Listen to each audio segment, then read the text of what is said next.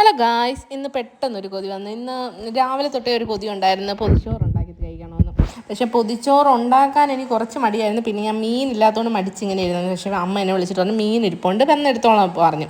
അങ്ങനെ പിന്നെ വിചാരിച്ച് മീൻ കിട്ടില്ല, അപ്പോൾ പൊതിച്ചോറ് ഉണ്ടാക്കാമെന്ന്.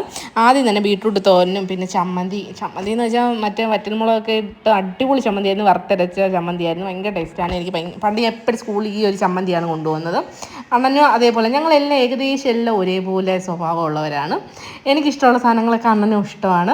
അങ്ങനെ പിന്നെ ഞാൻ ബീട്രൂട്ട് തോരനും പണ്ട് എൻ്റെ അമ്മ ഇതൊക്കെ ഇലയിൽ വെച്ചായിരുന്നു തരുന്നത്. ഞാനാണെങ്കിൽ വിചാരിച്ച് ഈ ചുമന്ന തോരനെ, ഈ ചോന തെങ്ങുമ്പോൾ ഒരു ചുമന്ന കളർ വരില്ല, അതിന് വേണ്ടി ഞാൻ പിന്നെ എല്ലാം എടുത്ത് ഇങ്ങനെ വെച്ചത്. പക്ഷേ ഞങ്ങളുടെ അമ്മ പണ്ട് ചമ്മന്തി മാത്രമേ ഉള്ളൂ ചോറ് വെച്ചിരുന്നത്.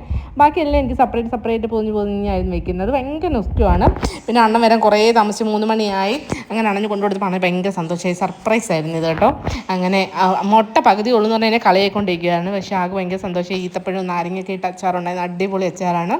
പിന്നെ ഞങ്ങൾ 2 പേർ കൂടി ഈ ഒരു പൊതി മതിയായിരുന്നു. പിന്നെ ഞങ്ങൾ നല്ലതുകൊണ്ട് കഴിച്ച് നല്ലപോലെ സംസാരിച്ച് ആസ്വദിച്ച്. പക്ഷേ വിശപ്പ് കെട്ടുപോയായിരുന്നു, 3 മണിയായിരുന്നു.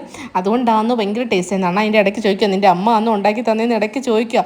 ആൾക്ക് ഭയങ്കര ഹാപ്പിയായി. ഇല കണ്ടാൽ അറിയാമല്ലോ. ഇത്ര ഉണ്ട് വീഡിയോ, അടുത്ത വീഡിയോ വരാം. ബൈ.